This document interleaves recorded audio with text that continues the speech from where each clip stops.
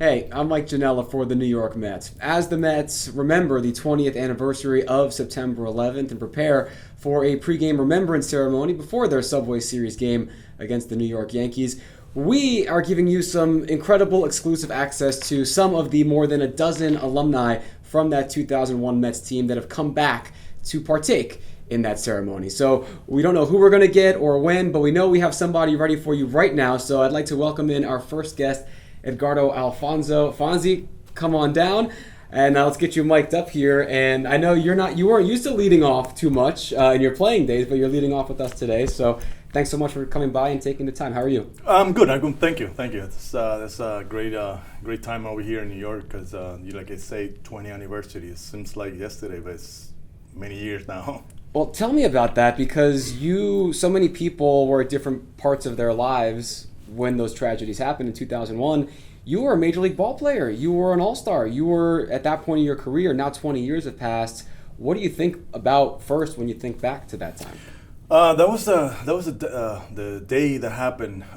We was in Pittsburgh, and I remember my wife called me earlier in the morning and told me about what happened in New York. So it's something that you get up and you don't believe happened. Something happened in New York that changed the whole world completely. And as a player, we was like, wow, what's gonna happen? I mean, it's something then how we can help in this point. And I think that was something then we never forget about it.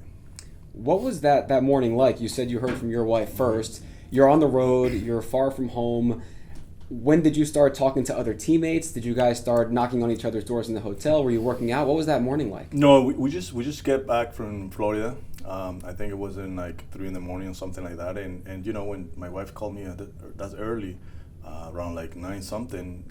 She know that we get late on Pittsburgh. And then after she called me, I started watching TV, and a few minutes later, the phone rings, and it's sort of like the clubhouse guy, the travel guy, told us, "Get ready because we're gonna move from here to another hotel because we was in right behind those federal hotel building." So everybody's meeting in the lobby, and that was like people. I mean, we don't believe. I mean, we still don't believe what happened. And we talking, and then we make phone call friends over here, and then that was really it's kind of like a movie, really targeted movie, really hard. And then over those next couple days, because you guys did have to play 3 games in Yeah. Pittsburgh before you came back home, what were the next couple days like? When did you guys start talking about, hey, what can we do, or when do we start playing again? Those conversations must have been really tough. Definitely. I think it was when we went to the ballpark, and they said the 3 games here gets canceled, so we gotta go. We gotta come up to New York, and then I think we started thinking about, hey, I think Leiter, Franco, Gianni Franco, and those guys just started come and say, hey, how we can help. I mean, what about donated like one day of our salary to the people? And then I think at that point nobody gonna say no. I mean, I think it was great opportunity to do it, and we have a great time doing it. And we come here and try to serve much that we can, help people who lost their loved one, and in one way or the other, try to help people around here in New York. What were some of the things you were doing? Because obviously everybody on the Mets was doing something. Yeah. Once you guys came back here, Shea Stadium became such a great relief site and help. What are some of the things you remember doing on those days? I think, like you say, one group stay here, help them out, like with unloaded trucks and put everything together. I think, and some of the guy went to the ground zero, and I was here, unloading truck, like put stuff for people. And do it whatever. I mean, do it whatever. At this point, you don't really care what you're doing, but the longer you do something for help others, I think it was great. I mean, just I remember Bobby Valentine say, whoever feel like going to the ground zero, you can go. Whoever stay here, but we're gonna do something for these people, and that's what we did. This was a place where you grew up. I mean, I've talked with you before, and you said, people started calling you Fonzie for the first time when you joined the Mets organization. This is where you make your all-star teams, where you have some of your best success. How connected did you feel to the city before, after the tragedy? Because obviously you didn't grow up here, but this kind of became a bit of a second home for you. Yeah, definitely. I'm becoming to be a ball player here, growing up here in New York. People really, the fans in New York, the people here in New York make me feel like a New Yorker, So before I was part of this city pretty good. I was really into the city, but after the 9/11, I think getting more into the city because I get to know how close the people are here, how fighting the people is here in New York, and it made me feel so special here. So that's why not feel like a New Yorker? So that's why even though I live here for 20 something years, so it's not easy, but I really like because people make me feel home. So that's why I always like to give to the people what they give to me. I know the people here in New York appreciate that, and you being that person as well. Do you still keep in contact? Did you meet anyone in the relief efforts after 9/11 that since you live here, you've maybe stayed in touch with over the years? With the people who any of the workers or first responders. Like even when I go around, I like to stop like the fire departments and say hi to the people, and they when they see me. I have friends who tragedy lost their life there, and people who never be found in. And I know a lot of history about that. But I get to know people a lot around and try to change the light at least like a few minutes. I mean, try to bring a smile, something to them because I know it's hard. A lot of fire departments, police people, they lost a lot of members of the departments, and it's hard, man. It is hard. So whatever we can do to help them out, to make something different, we will do it. You guys have brought smiles to faces for 20 years now. Yeah. It's incredible, and they definitely appreciate it. I do want to talk to you about the first game back here in New York before we let you go. Obviously, we all know how that night ended with Mike's home run. Mm-hmm. But what a lot of people forget is that you drew that walk first. Yeah. You got pinch run for, but you drew that walk. What were you thinking in the batter's box at that time? I tried to go deep that day. Yeah. That was great because every time we've been doing it many times. I get on base, Mike come with a big hit, and that day I think I fouled a lot of pitch. I think it was like 8 or something pitches that I fouled it off. I was fighting, trying to get on base, and definitely I get on base. I get the walk, and the rest people know what's happening. I think Mike coming big once again, and that was great for the New York people. Alfonso, appreciate you stopping by and taking a few minutes out of this very emotional day to talk with us and talk with the fans. So thank you very much. Thank you for having me. All right, Edgardo Alfonso, we'll take the mic back from you because we already have someone else ready to jump in here. Jay Payton, come on down. So Edgardo Alfonso, like we said, one of the more than a dozen Mets alumni who are back here for the Remembrance ceremony honoring the 20th anniversary of 9/11 today, and we're trying to talk to as many of them as possible. So Jay, let's have you clip up there right in your shirt, and thank you for taking some time today. I'm sure it's been a whirlwind. What's it like for you mentally being back here 20 years on? It brings back some memories. It's 20 years. It doesn't seem like it's been 20 years. It's been a while, but it's great to be back, seeing a lot of the guys. I haven't seen a lot of these guys in quite some time, and just talking old stories and whatnot, and remembering the day. So, what is it when you get this group back together? Because obviously you guys went through a lot. The positives, World Series run, winning a pennant, and then something like September 11th, none of us are ever going to forget what it was like to live through that. What are the conversations like when you get back with this group for the first time in who knows how long? A lot of us just kind of talking about remembering that day, like where we were. We were in Pittsburgh and, in our hotel, and just, it's kind of one of those surreal moments. I remember myself waking up. You wake up a little bit later, turn on the TV, and you see it, and you're still kind of waking up and thinking some kind of third world country, your phone's blown up, and you don't realize that happened here in New York and our people, and it just sends off so many emotions in your mind. You don't know what to think, who you have to reach out to, calling your parents, making sure everybody is okay, and it was quite a whirlwind, that's for sure. What was, I don't want to say priority that day, because obviously checking on your loved ones is first and foremost, but you were one of the younger guys in that team. You were still in your 20s, just a couple of years up with the big club. were you thinking, hey, I got to check in, on family first, so I have to see how my guys are doing, anybody back in New York? What's your mindset that morning? Yeah, for me, I knew like my base here. I didn't have a lot of people here personally for myself outside of my teammates and whatnot, so I kind of assumed that my people were okay. It was more for me, people like a Johnny Franco and those guys that they're from here, they grew up here, they have a lot of friends, have a lot of connections, and just reaching out to those guys and wondering, who they knew and making sure all their people were okay and whatnot. So it was definitely a very emotional time and period.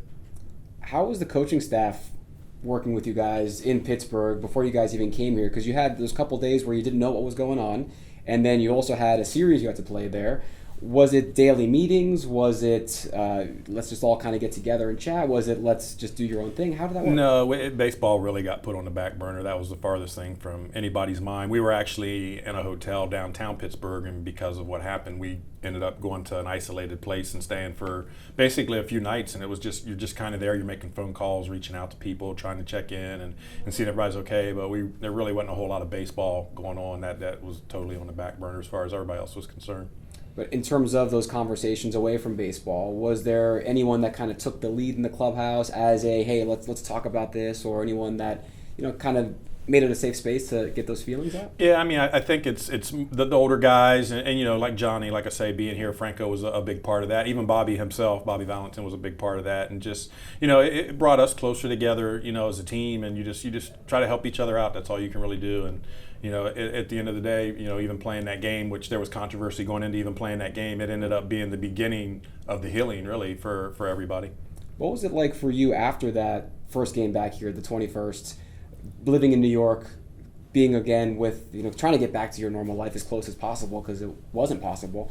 But what were those times like after that healing process started? It was tough. 'Cause like I say, I mean, it's just something that you don't think about happening. And once that happened, it like I say, it puts baseball on the back burner. It's still your job. It's still what you have to do. But you realize there's so many other things that are just more important. And, you get back out there to do your job. But at the end of the day, it's really just you start thinking about, your family and your friends and whatnot. And like I said, we had a great group of guys. We couldn't have been with a better group of guys for us just to kind of embrace one another and get back out there and do what we had to do. And like I say, fortunately, we were able to kind of help with the beginning of the healing process to some degree.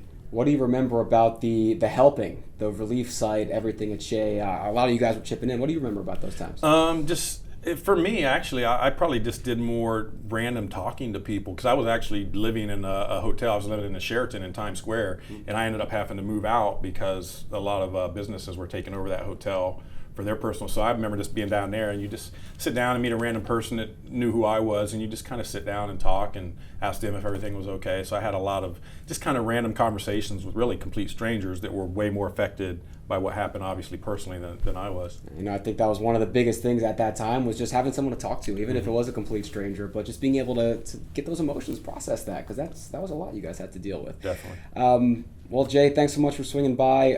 Tonight, you're getting ready for this pregame ceremony. What kind of emotions are you expecting to feel or anticipating to feel? I think it's one of those things that we're all here right now. We're talking, kind of catching up, but I think once we're down there and you kind of see things coming together, you'll probably be a lot of tears and a lot of tissues passed out tonight. It'll definitely hit home. Yeah. All right. Well, Jay Payton, we appreciate you swinging by. And, it's going to be an emotional night, but a special night. And the fact you came back and made that time for us and for the fans, I'm sure they appreciate it. Any message for the Mets fans before you head out? No, man, just let's go. Let's bring it home. We got to get hot and get going right now. And, thanks for having me back. And I hope everybody's doing well and doing great. I appreciate it. Well, Jay, we'll get you unmiked. And thank you again. We'll let you get back to your guys. And, appreciate the time, as always. Thanks, man. Appreciate it. My pleasure. Jay, a great guy. I'm telling him this as he leaves, but he actually came to a church when I was 10 years old and signed an autographs there. You were there for like 2 hours. I met you then. Wow. As nice a guy now as you were back then, Jay. Appreciate it. It's like I said, special and emotional are kind of the two words that really take over a day like today. To think that it's been 20 years, and me personally, I was in high school at the time, and I still remember everything about that morning like it was yesterday, and certainly something that a lot of us can relate to on that as well. All right, let's bring in our next guest. This is great. And like we said, we're giving you guys first access to, all these guys that have come back here before the nation gets them later.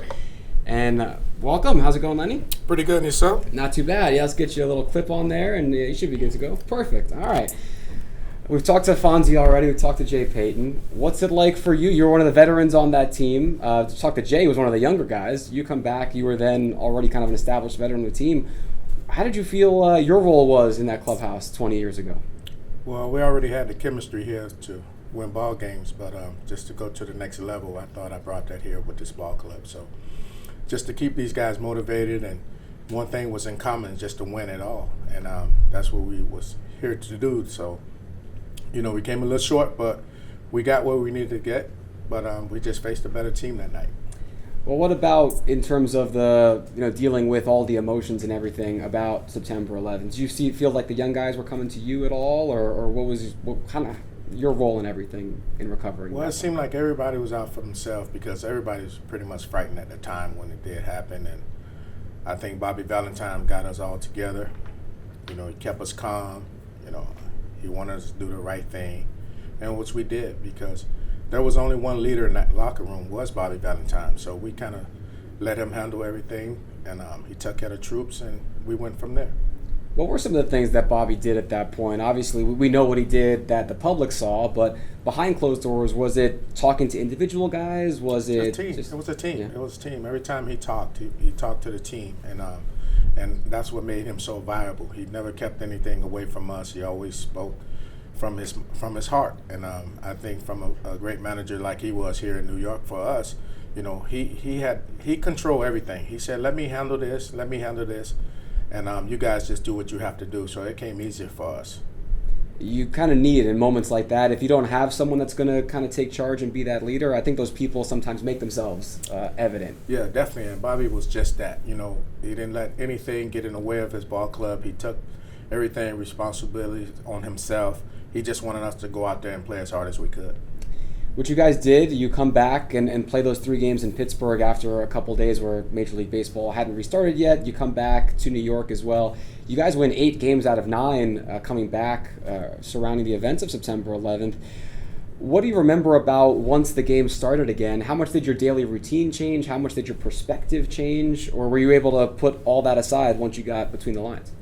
Pretty much, definitely just put a lot of things aside because we were just thinking about winning at that time. But, what was going on in society was still beating at us, especially here in New York, where we just kept saying, we just got to keep going. We're never going to let anything stop us from reaching our goals. And, when the fans came out, we were really surprised, just to have a burden off their chest, and the big home run from Piazza really, put the stamp on it. So we went home happy, but still was still reality after that.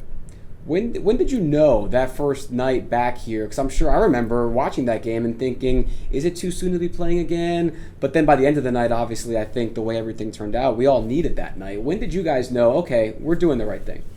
Well, we all came in the locker room. Everybody had their head down. But when Bobby Valentine started speaking, we kind of came to each other again and say, hey, this is what the skipper wanted, because there was only one skipper in that locker room, was him. So, when he provided for us, we just went out there and try to do the best we could, and we seemed like we played together, and just by keep playing and you got one leader in that locker room was the manager, so we took advantage of it, and we were lucky to have him.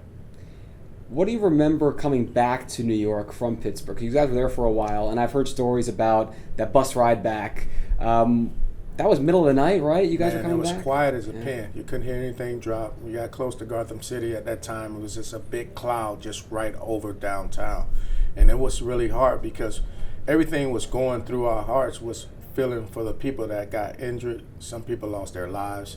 And we didn't know what to do. We were just stuck in a shell. And like I said, when Bobby talked to us when we got to the locker room, we started breathing a little better. But at that time, everybody was stuck. Yeah.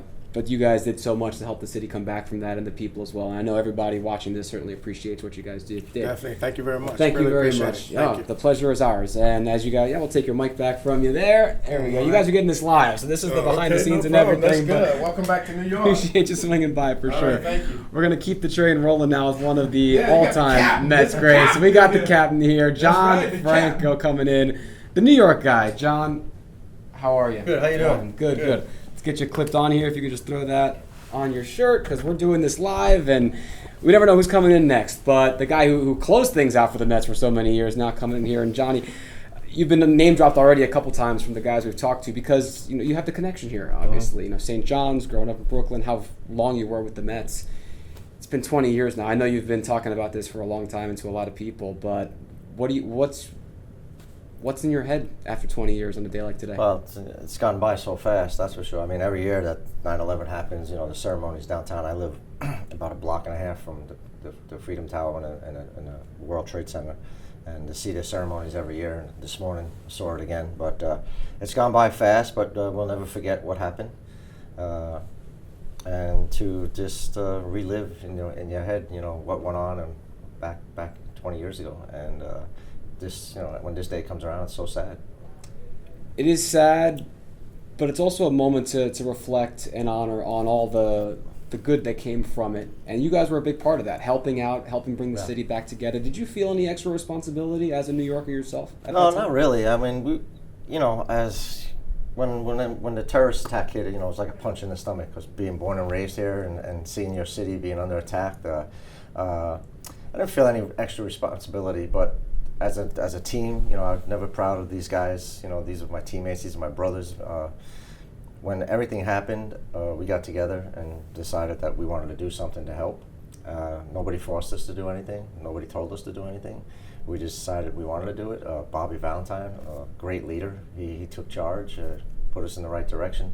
Sue Lucci, who ran the recovery station here outside the Shea Stadium.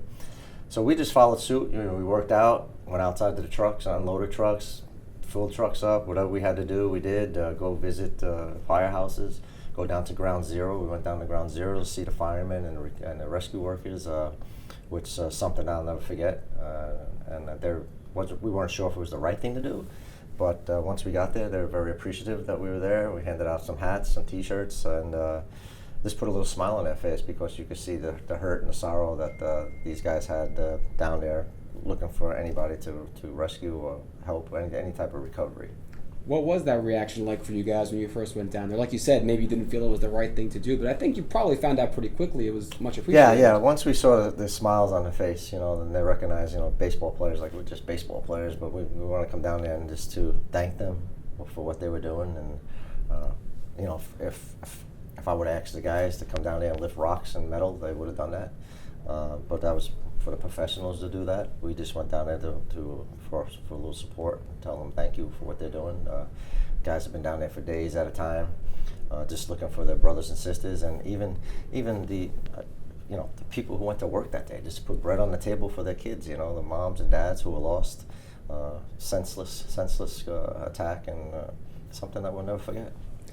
How did you guys keep that energy high? Because you were still working out, you were still having to do your baseball thing, then to keep doing all these other things that you guys, nobody asked you to do it, no one expected you, but you guys kept going above and beyond. How are you able to just keep going? Well, you just try to separate a little bit, and once we're on the field, just concentrate on baseball.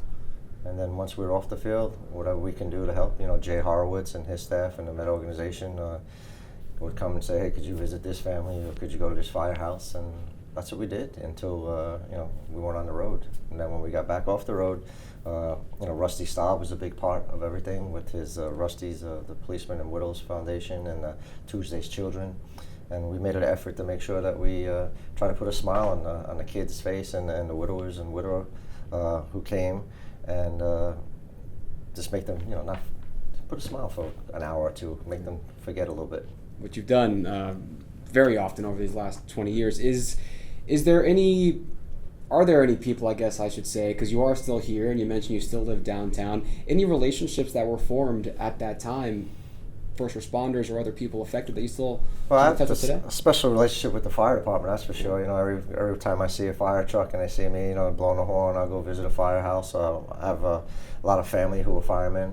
I lost two friends who were firemen at 9/11. One was my son's Little League coach, and one friend that I played football with on Sunday mornings. So they were lost in the attack. So I have a special bond with them, and the police department too. So because of those men and women who went in that building, and even now, those men and women, that's the reason why you and I can sleep good at night, comfortable, put our heads on the pillow knowing that we have the best police department in the world, and the best fire department in the world. And these men and women, you can't pay them enough for what they do. Yeah, without a doubt. Well, I'm going to let you go, John, but because we're getting you before you head out for the pregame ceremony, what are you expecting to be going through your head once you're down there? I'm not sure. I'm sure there's going to be a lot of emotions. I know when they had the first ceremony, as soon as the bagpipes came out, that's when I started feeling it a little bit. So I'm sure there's going to be a lot of emotions, not only with me, with my teammates and the fans in the stands and the families that are going to be here. Always a New Yorker, always a Met. John Franco, thank you for everything you did 20 years ago and everything since and today as well. Thanks for having me. All right, we'll get your mic back, and it continues. Hopefully you guys are enjoying this, our little pregame access with some of these Mets alumni from 2001 as the Mets prepare for that remembrance ceremony, remembering 20 years of the September 11th attacks. Next up, Glendon Rush coming in, so same drill as everybody else. Get yourself mic'd up there. We're keeping it live and flowing here with them getting ready here at Citi Field behind us. Glendon, how you doing? I'm good. How are you? I'm good. You I was excited to talk to when I heard you were here because you've got, I think, a different perspective than some of the other people we've talked to, where you were a West Coast guy growing up from Seattle area, and then you come here and be part of this organization where obviously a day none of us ever thought we would experience, we experienced. What was it like for you as someone that maybe didn't grow up in the area but was part of this baseball team when September 11th happened? It was a big culture change for me when I got traded from Kansas City, kind of a smaller market team, to come to the Big Apple, be under the big lights. And, to be here and during 9/11 and be a part of it was an experience I'll never forget. I can't tell you how many times I think about it and watch the highlights of coming back and us playing and everything that's gone on since. It's incredible. You had a start in Pittsburgh, one of those first games back before New York, right? If I remember that correctly. Yes. How did you mentally get prepared for that when everything else in the real world was happening? That couldn't have been easy at all. It wasn't easy, and I don't think I did very well. I remember having trouble concentrating, warming up. I mean, my mind was nowhere near baseball at that time. We were back out there doing what we needed to do, but it was tough. Did you sense any extra responsibility, or in the clubhouse, even if not you individually, knowing that all right, you were still in Pittsburgh at the time, but people in New York are watching and they need us to pull through here, put some smiles on faces, or was that not something you guys thought about? No, we did. I think we all felt a sense of responsibility to go out and provide some sort of escape for the people here and the people around the country that were hurting, and that's what we did the best we could do. What about the actual relief effort then? Because it was kind of an all hands on deck from you guys over at Shea Stadium, helping out in all kinds of different ways. What were some of the stuff that you remember doing, and what are your memories of just those days being out in the parking lot and trying to help out? Well, I think we all were figuring out any way we could pitch in. Bobby V obviously took the lead and put us together as a group and as a team to go out and help any way we could. So loading, unloading trucks, being out there to hopefully give some sort of relief or put a smile on somebody's face, the first responders, the people that were gathering supplies. It's hard to believe it's been 20 years. When you think back on it, does it still feel like yesterday, or has it felt like there's been that time from those days to today? It feels like yesterday when I get in the room with these guys today, and a bunch of us haven't seen each other in a while, and the time goes like that, and we're right back to where we were as if we were in a clubhouse together. So that feels like hasn't been that long, but being back here and the emotions running through me for what's going to go on tonight, I think is going to be pretty special. How was that in preparation for you now? Because you know this is happening this day, right? We all know it's coming, and you know that you're going to be involved in a pregame ceremony later today. At what point do you start kind of like emotionally getting yourself ready for a night like tonight? Because it's going to be heavy. Yeah, it's going to be emotional, and I think we'll all go through it together. I think we're prepared, and just to be here, we're honored to be here and to remember and honor the people that the lives were lost and be back and be a part of it. When you guys do get together, what are those conversations like, you and the clubhouse guys? I think a lot of people will bring up memories of, whether it's the bus ride back from Pittsburgh or being in the clubhouse together, stuff like that. And a lot of people throw out tidbits, and then it helps jog your memory of certain things we went through together, and we'll always have that bond. I want to talk about that bus ride a little bit more, because for those who are not familiar with the story, you guys did not fly back from Pittsburgh to come back to New York after you finished your series there post 9/11. You got on the bus, and we've all heard the story that kind of once you cross the George Washington and you guys see the skyline and everything just kind of went quiet. What was going through your head? How silent was it, and what was internally going on? It was silent. It was heavy. I think a lot of sorrow. I think for the most part, definitely the quietest bus ride I've ever been a part of. Usually we're having a good time on the bus or on the plane when we're traveling together. I think the smell, just the overwhelming sight of what the skyline looked like, and driving across that bridge was a lot, and I think it hit home and really took a lot out of the guys, and it was an experience I'll never forget. Do you remember who was the first person to eventually say something, anything? I don't. No, I don't. It's too long for my bad memory. but yeah, I just remember being really quiet and the guys just kind of taking it all in and bonding together that way. Was your family, your loved ones, still back in Washington when you were here, or had they moved by that point? My wife was in town. She was here, and she was had her best friend visiting her from California, and they were actually down in Manhattan the day before. Wow. On September 10th, and then of course we were living up in Stamford, Connecticut at the time, and she called me the morning of the attack and let me know what was going on. Because that had to have been tough for a lot of the people that maybe you had thinking about you and wondering, if everything was okay with you. But I'm sure for you being in Pittsburgh at the time, it was also kind of making sure everyone else is okay. Yeah, no, I think everyone was scrambling that morning and trying to figure out where everybody was, if everyone was okay, and of course the guys, like Johnny Franco and Bobby V and guys that had New York roots and Connecticut roots and people all over this place that they were friends and family, they were hit the hardest, I think. Did you feel any extra responsibility as someone that maybe didn't have those roots to be like a shoulder for those kind of guys to lean on, or what was that dynamic like? I tried my best. I'm an emotional guy, so I'm sometimes can't hold it together as well as some of the other guys. But I know that I was there and ready to communicate with any of the guys if they needed help with something. Or I think we all pulled together in that way to help each other heal and get through it and figure out what the next step was. I'm an emotional guy too, so we need those kind of people in those kind of situations. So Glendon Rush, appreciate you swinging by, and I'm sure it's going to be very emotional tonight. So thank you for taking some time before you guys head out there for the pregame. Thank you. Looking forward to it. All right, appreciate that. All right. Get your mic back from you, and we'll keep it going here as we count down toward the Mets and their pregame remembrance ceremony on this 20th anniversary of 9/11. We'll take a quick break. We'll be right back after this. Welcome back. My name is Mike Janella here with the New York Mets, and as the Mets prepare to remember the 20th anniversary of 9/11 with their pregame ceremony before taking on the Yankees tonight, we have been honored to chat with some of the more than a dozen alumni of the Mets from that 2001 team who are back. And we've got someone ready to step right into the chair next to me. Todd Zeal, welcome you down.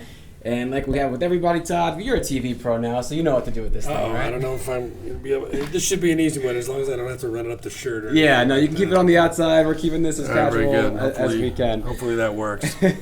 Well, Todd Zeal, we see you now on SNY all the time, but you obviously were a member of the Mets in that 2001 season. Everyone kind of has different memories, different recollections.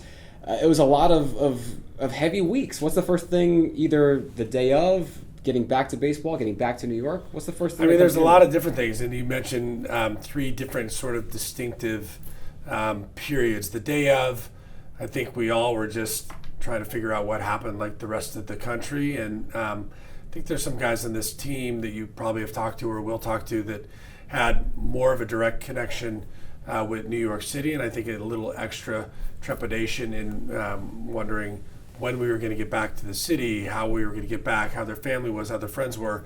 But, the sort of distinguishable things that I remember as well as anything are the bus ride back. I'm sure other guys have mentioned that. That bus ride back was something unlike anything we'd ever experienced, I think, as big league guys, big league players. And then getting to the George Washington Bridge, going over the bridge, stopping, looking down at Lower Manhattan and seeing what inevitably was, the change in the skyline, the change in New York City, and the change in, most of our lives. So the smell, the feel of the smoke, the sort of sense of, I think, dread, as well as I think there's a lot of sometimes confusion and anger at the same time because, how could somebody do this to what we all treasured so much, I think was probably the thing that sticks in my head most about that first, 24, 48 hours after the attacks. And that's a time where we didn't have internet connectivity like we do today, Right. smartphones like today. There's a lot of confusion, a lot of unknown.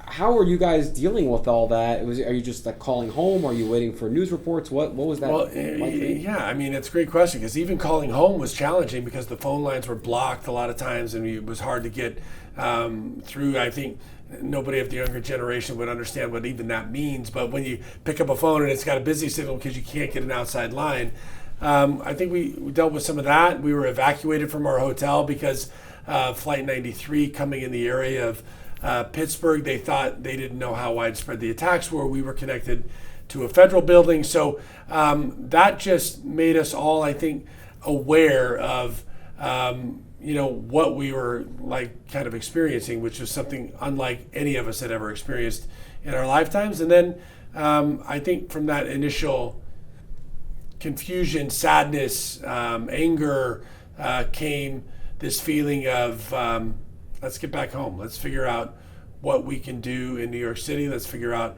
how this city's going to be able to come back from this and repair from this. And I think we were sort of naively thinking that this was going to be less tragic and widespread as we came to find out that it was. When did that point kind of hit you that, wow, this is a lot bigger than we thought it might have been? I think we heard all the news reports, but I think personally, a few days after, when we got back to New York City, we had set up, volunteer efforts at Shea Stadium. Bobby Valentine really led the charge there with some of our, first responders and, Sue Lucci, who, director of operations, and just the people at Shea that really wanted to be involved. I think we got an opportunity to go to ground zero, and I think, Bobby Valentine, myself, John Franco, Al Leiter, Mike Piazza were the five, at least at that time, that had a chance to go. And I think that experience put it into a totally different perspective. We went down, and I remember feeling distinctly like I was intruding on something that we had no part to be a part of. And I think we were all concerned at some level that this was invasive instead of being supportive. And, I think that changed almost immediately when we saw the faces on some of the first responders that recognized the guys, the fact that we were part of Mets. It gave them something to kind of look, towards that wasn't the horror that they were seeing on a 20-hour-a-day basis. But getting down there and then feeling it and seeing it for ourselves on the top of Ladder 10 right across the street from the towers is when I think we all just sort of took in the gravity of the situation and knew that our lives would never be the same. And you were a guy who played for a few different franchises before you got here. What was your connection? Obviously, there were guys like the Johnny Francos, the Bobby Valentines, the Al Leiters that were more local. How did it strike you personally as someone that maybe had just been here a little bit more recently than guys who've been here for a while? I mean, because of the fact that we had come through the 2000 season, had a great season, ended up in the World Series against the Yankees. That was such a great galvanizing time for New York City. Whether they were, on your side or rooting against you, it was a great time to be in New York as an athlete. So I think I felt a lot of connectivity to the city at that point, but I think nothing made me feel more connected to New York than the days, weeks, and months following 9/11. And that first visit just, I think, gave me the impetus, and a lot of the guys that you're probably talking to, the impetus to spend time just trying to do anything we could to be a part of that recovery. And I don't think anybody did it with the intent. There was no publicity around it whatsoever. Spent a lot of time at the Javits Center. I spent a lot of time with families, and that connected me, I think, to the city as much or more than anything else. And then, it was a big part of the reason that I wanted to end my career here in New York City. And those three sort of landmark events, the World Series, 9/11, and the end of my career, are what I think has given me the sense that New York is sort of my home away from home, from California being the original home, but it feels like home to me in New York City. Because you're here now, you're at SNY, they are downtown. You're walking past some of these original sites that 20 years ago looked obviously very different than they do now. How often do you think about those days when you're going to work or when you're down there? And I don't know, what's that like to just be in that area so often? I mean, it's you hear people say it, and it sort of sounds cliche at times that you never forget or you think about it every day. But I literally walk out of my apartment, walk right to One World. It's there shaping the street that I live on, and 2 blocks later, I'm on the 50th floor at SNY, looking out the window at the pools that are the monuments left to those fallen in the towers. So I literally do have some connection to it every day. I feel like I think about it every day. I remember some of the things that, ironically, I don't remember a lot about the 9/21 game, which I feel like it makes me feel better that I'm not losing my mind, because I've talked to a lot of the guys that don't necessarily remember a lot of the details about the game itself, but the things that surrounded it, leading up to it, and following it, I think are the things that I remember most. And like I said, I'm reminded of it every day. So when you look back on those clips of the 9/21 game, does anything come back to you, or is that much of a blur that? Certainly Mike's home run, obviously we all remember that. That's an easy one. To me, the thing that I remembered outside of that was the pregame ceremonies and the first responders on the field shaking hands sort of organically with the Atlanta Braves. That we were not supposed to do that. We were not friends necessarily with them. And then Liza Minnelli, to me, was sort of that galvanizing moment for us as a team, for the city, and was the first time, I think, in that whole experience where we felt like it's okay to celebrate even though we're in the midst of such a tragic and sad time. Yeah, and then obviously with Mike's home run, bringing it all full circle with Liza. I remember watching that game. It feels scripted. Yeah, that felt scripted did a little bit, yeah. But hey, we wouldn't have had it any other way for the way that night worked out on the 21st. Well, Todd, thank you very much. I know you got to get back to the studios. We'll catch you on postgame? Yeah, I'll be there. All right. Well, thank you for taking the time. I'm sure it's going to be very emotional out there today, so thank you very much. All right, we'll grab your mic back from you. You bet. Who do I get to pass it along to? Who do we got? All right. There you go. Thank you. 2 MJs coming on, Mark. Nice job, my friend. This guy's smooth. He is. Professional. He is. All right, let's get you clipped on now, too. Cool. And again, we're counting down, getting close to this pregame ceremony, Mets, Yankees, and you can follow the actual ceremony itself. You can watch on TV. It'll be on WCBS. We're glad to be with you right now leading up to it. And Mark, we've gotten so many different perspectives from so many different people just in these last 45 minutes or so. What was it like for you that morning when you found out, and how did you find out? Yeah, it was obviously a surreal morning. I think we had come in from Florida the night before. It got in there early, and I was still sleeping, and my wife called me and said, "There's something going on. Check out the TV." And we started watching, and we were mesmerized by what's going on, and just trying to figure out what was going on. And obviously, the more we learned, it was obviously concerning, and being in the area with the Mets and growing up in the Northeast, we were obviously distraught and dismayed by what was going on. And then it was just basically there, a waiting game until we kind of figured out what our next move was, kind of coming from Pittsburgh. But we were just obviously concerned about all the people back here and making sure and trying to hope that everybody was safe. Obviously, loved ones you're checking in with first and foremost, your wife reaching out to you. With the team, who were the first people that you were talking to? Was it you go down the hallway, knock on some doors? How did that work? How was that? So we ended up just kind of congregating in one of the common rooms there and just trying to figure out, what was going on. And like I said, we were in a holding pattern. They actually ended up moving us away because we're, I think, kind of close to a federal building there, and they were worried about that, moving us to a different hotel. And then the one thing obviously I do remember is just, we took a bus back from down there because they had shut down all the flights, and just coming back, driving through the city, and just, I hate to use the term surreal again, but just seeing the city with the lights coming from the bottom part of the city and, the smoke from down there. And I think that's that's really when it hit all of us. Just kind of what was going on back here, and just how the city had been decimated down there. It's one thing I think everyone that we've talked to so far has mentioned this bus ride. Yeah. And for us, as fans growing up, I remember watching the 9/21 game when you guys come back. We remember that. That's kind of our moment. Sure. We were not on that bus with you guys. Mm-hmm. But obviously it was such an indelible memory for you guys. Do you remember, everyone said, silent as soon as you kind of got back to the area. But what were the conversations like from Pittsburgh until you got to crossing the river here? Was it trying to keep your mind off of it, or was it preparing for what was to come? Yeah, we were trying to prepare. I mean, listen, it was obviously a quiet bus ride back.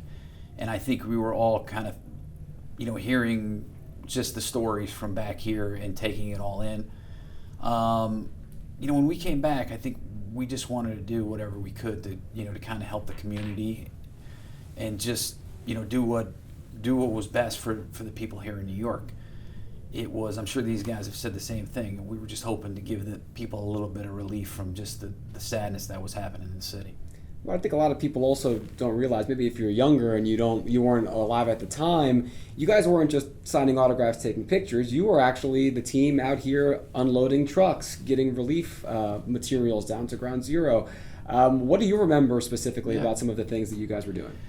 Yeah, so there was a lot of that, but it started from the top of the organization. I mean, obviously, from the Wilpons down, Bobby V, was just a huge figure. I mean, I almost think you remember Rudy Giuliani, but Bobby V was out there, and I give Joe Torre a lot of credit as well. He was out there, but Bobby V, just being the way he is, a total people person, and is just always willing to help whatever he wants to do.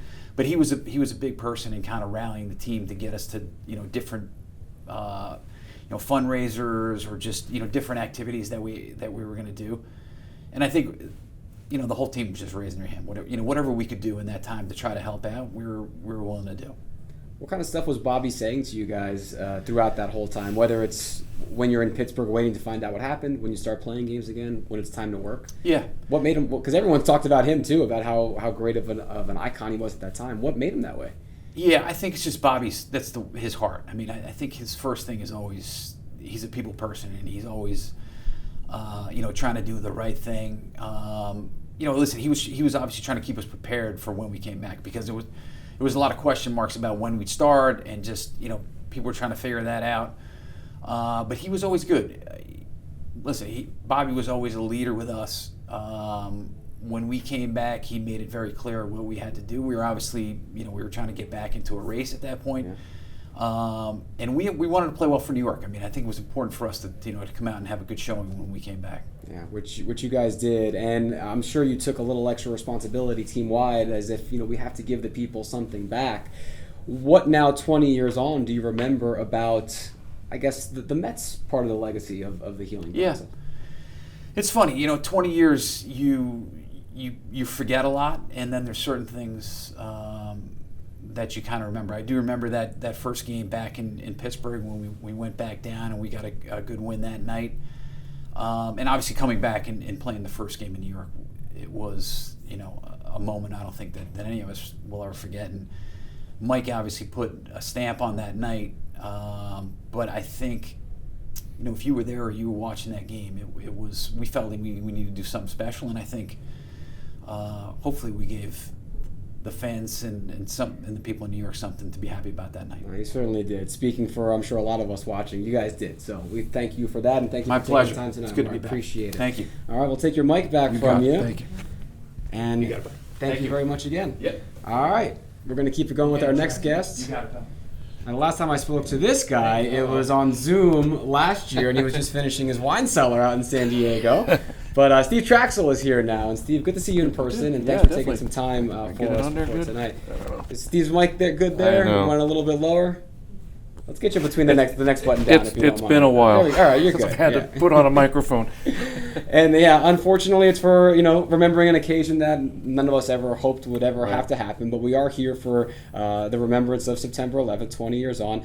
We've gotten so many different perspectives, Steve, and let's just the general easy question: what do you remember most from those first couple days after?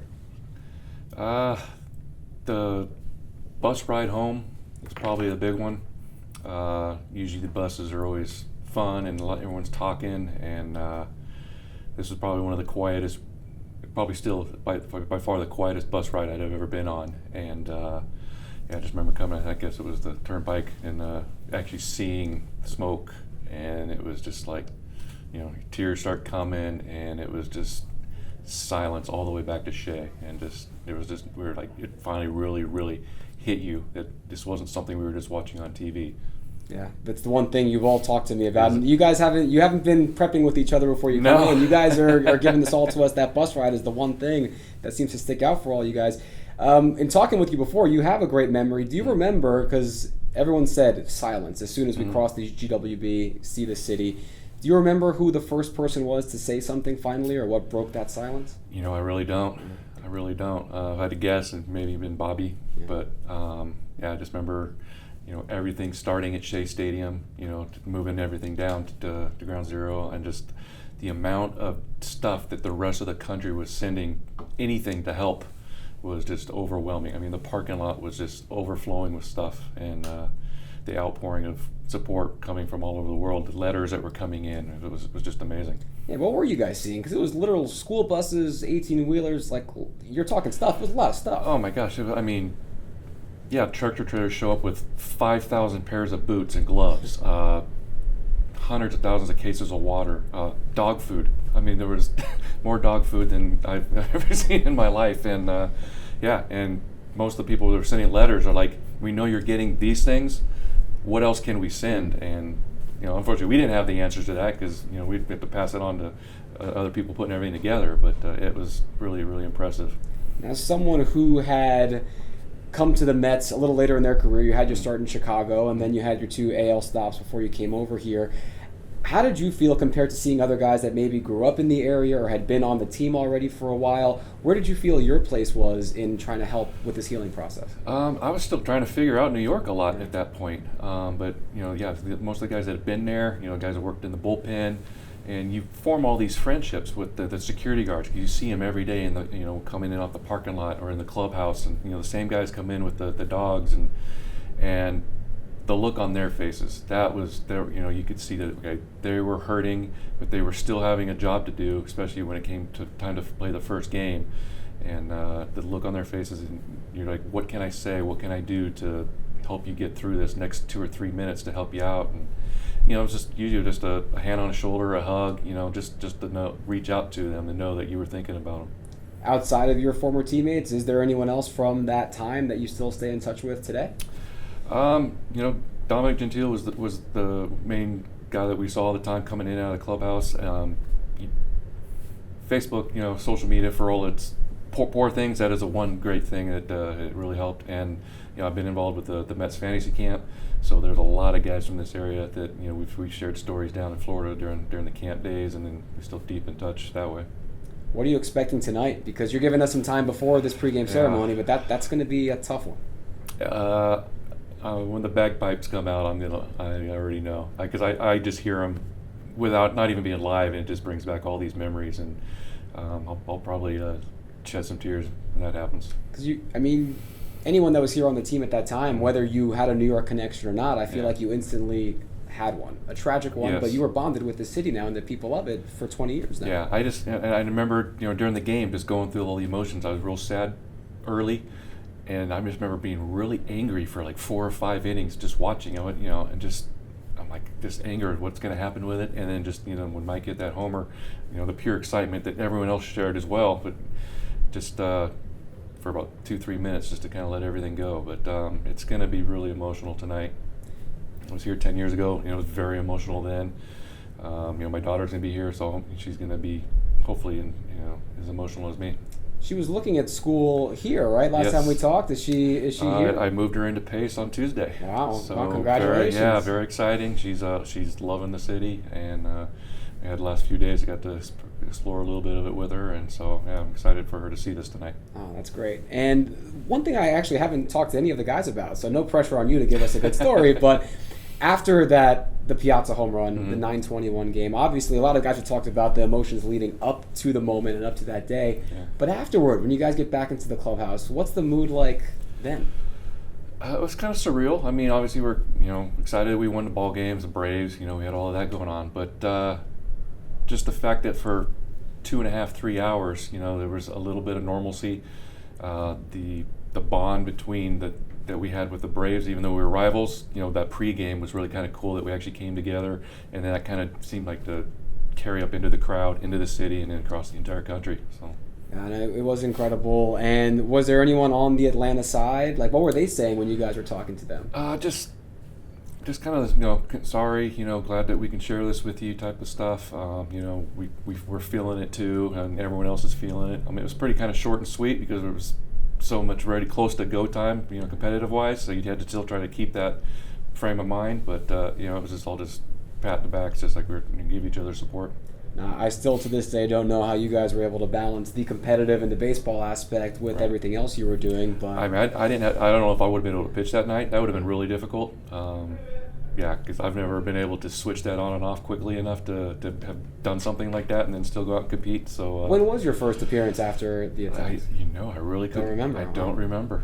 I remember going to other cities and talking to people during batting practice in the crowd, and their main questions were, especially the ones that had never been to New York, are like, explain to us how big the buildings are. And you would just kind of look off in their skyline in Pittsburgh. Okay, so there's your building. All right, now take that building, multiply it by 5 wide and 10 tall. And you could see them trying to do the math, and it's like, wait, that's how big that building. And we had 2 of them. And then it kind of would click a little bit for them. And even then, unless you knew, still, yes, you didn't know. Yeah. Well, Steve, thank you so much for coming back, obviously, for the Remembrance, but also for taking some time for us today. Yeah, I'm honored to be here. I'm proud to do it. All right. Awesome. Thank you. Steve Traxel. Take that mic back from you. There we go. And from one Mets starting pitcher on that 2001 team to another, and a local guy, too. So we got Al Leiter here ready to step on in. Al, if you're ready to go, we're ready to have you. So, Trax, swing you around. Did he take a long time? Because he took a long time to throw pitches, didn't he? Well, we didn't have any ball here for him to work with, so we got him in and out quick. Are we, what is this, a running thing here? What do we got? Yeah, we got live, so we're taking it easy, so clip yourself on. And all right, we're good. You're a pro at this TV thing, so you know what you're doing. Al, I'm excited to talk to you for a couple of reasons. Excited, maybe not the right word on a day like today, but you're a local guy, Jersey guy too. So where are you from? Sayreville, so right up up the Parkway there. Bon Jovi. Exactly, yeah. Oh, and look at this. To show you that we're live, we just had our light go out. Are we going to be cool to keep this going, guys, or should we take a break? No, we're good. Keep rolling. All right, we keep rolling. We got a light back, back there. That's got to be a disastrous picture. We're trying our best here. It's live. It's what it is. Yeah, it's good. What high school did you go to? Sayreville Memorial, same as Bon Jovi. Oh, so right. yeah, and you were Toms River, right? Or no Brooklyn, Central Regional. Central. Okay, gotcha. So I say Toms River. I was born in Toms River, but grew up south of there. All right, there we go. Well, all in all, local guy, right? And I remember September 11th like it was yesterday myself. I was in high school at the time, and for you it must have had, even hit closer to home than some of the other guys, I would imagine. What was going through your head? What did you feel like when you first heard that news when you guys were in Pittsburgh? I was here in New York. All right, because you were flying out for your start, right? So crazy. Yeah. I got a chance to pitch 19 years in the big leagues, and let's say 2001 was probably about 15 years in the big leagues. And my daughter, we were living in New York City while I was with the Mets, and I said to my wife, we're going to live here year-round until I'm done. We always had a place in Florida. So my oldest daughter was going into first grade, Florida to New York, living on the Upper East Side. First day of school, we played the Marlins. We had an off day on Monday, playing the Braves at home. Or going to Pittsburgh on Tuesday. I was like, all right, and I'm pitching that day, which is crazy. Which I would have never have done that, but I think where I was in my career, and knowing that from LaGuardia to Pittsburgh, it was like a flight every hour. Yeah, so I was here for that. Yeah. And you were actually at the airport, right? I was taxiing on the plane, going out to take off when the pilot said, folks, hold on, New York airspace. There was a plane that hit, but no, I think he said a helicopter. Helicopter hit the World Trade Center, hang tight. And then it wasn't just a couple minutes later. We're going back to the gate, get your stuff. LaGuardia is being evacuated. New York airspace is closed. I'm like, wow, okay, this isn't good. And then I remember running up into the rotunda, because I knew I had to get to a cab, because I'm still thinking I got to get to Pittsburgh. Right. This is crazy because I got to pitch tonight. And I remember going up to the rotunda and I look and I see the second plane hit. And I remember turning everybody like, holy shit, like, did that just happen? And they're like, yeah, 2 planes. And I'm like, what? So I get in the cab. I called Jay Horowitz immediately. I said, Jay, all right, you got to help me out. Flight out of Philadelphia, because New York, rest is history. By the time I got on Major Deegan, they closed down New York City. I was going up to the Tappan Zee to go down through Jersey. Right. And then Pentagon, and the rest is history, right? So, yeah, nutty. When did it finally hit you? Because like you said, you're still logistically trying to think about, I got to get to Pittsburgh. When did you finally realize, wow, this is like, nothing's the same anymore? After the Pentagon. Yeah. Once it, like, 2 planes, all right, this is crazy, but maybe it's just New York. And then when the Pentagon hit, I called Jay, and then I talked to Steve Phillips. And I said, Steve, we're not playing baseball tonight. Yeah. He's like, yeah, don't worry about it. You're right. Like, just, get with your family. Yeah, so that was early, right? I don't know what time Pentagon hit, but it wasn't that far after the second plane. Yeah, not at all. It was still like within that morning time. By the time 10, whatever 10, yeah. So then when you finally, because you do end up in Pittsburgh, because you start that first game back, right? In Pittsburgh, right? Yeah. So when you get there, what's the reaction like from your teammates? What were you thinking? How am I going to talk to these guys? Like, what was that, seeing them for the first time since the 11th? Well, so we were back in New York for that week, working out and figuring out. Because at the time, I forget about that. Yeah, I thought they were. Yeah. So I waited here. They came back the next day, and I think it was about 3 days later, we convened at Shea Stadium, started our workouts, trying to get some semblance of what we're going to do. And there was a sentiment, a very large opinion from Major League Baseball that we were just going to cancel the season. The meaningless aspect of a baseball game in a baseball season was really driven by a handful of owners.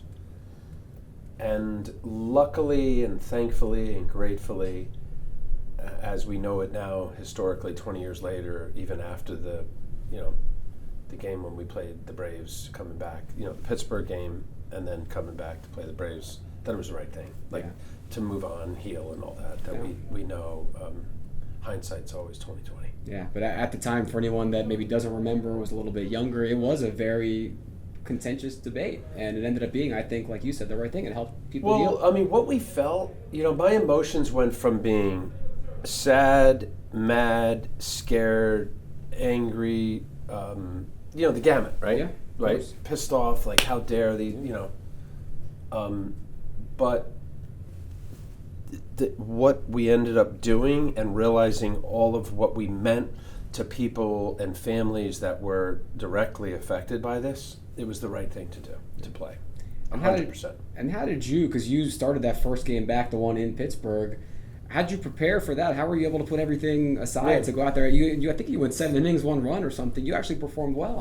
How did you do that? Fair enough. So I think even with the game when we played the Braves back here, but prior to that, yes, I had the first game back. The quandary in my mind was trying to prepare to do my job, because I'm getting paid for this, to win a baseball game that really seemed insignificant, right? I mean, thousands of people were killed just going to work and living their life. To putting my blinders on and eliminating that, to say, okay, I got a job to do. All right, I'm pitching tonight in Pittsburgh, New York Mets. Do your job. Yeah. Do your job.